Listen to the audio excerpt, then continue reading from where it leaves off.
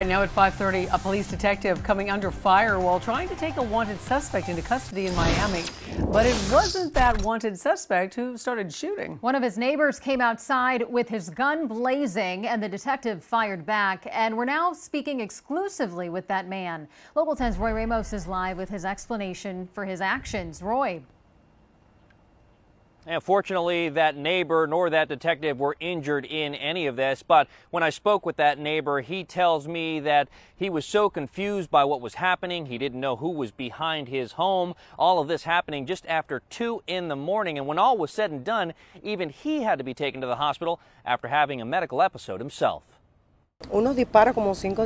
Residents woken up frightened to the sound of gunfire as shots rang out just after 2 Thursday morning. This woman who asked us not to show her face said it sounded like the shots were fired right outside of her home, and they were. The shooting coming as City of Miami detectives were serving a warrant for the arrest of 40-year-old Javon Algadin. He is currently wanted on 12 felony cases that occurred between December of last year. Records we obtained show Algadin is a 16-time convicted felon who had been arrested 64 times on felony charges and 32 times on misdemeanor charges.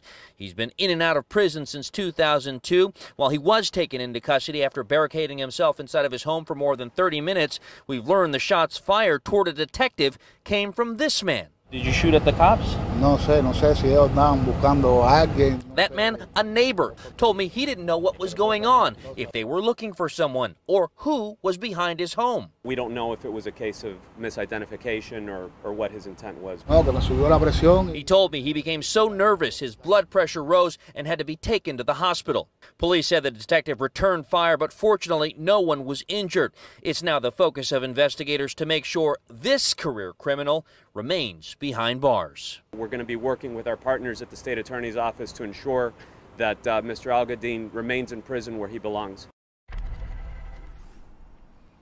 And right now, police tell us that neighbor who opened fire will not be facing any charges. As for the suspect who that warrant was originally being served for, well, he faces a number of charges that include 8 burglaries, 2 charges of grand theft auto, armed robbery, and battery on a law enforcement officer. He now remains behind bars, being held with no bond. For now in the city of Miami, Roy Ramos, Local 10 News. Roy, thank you.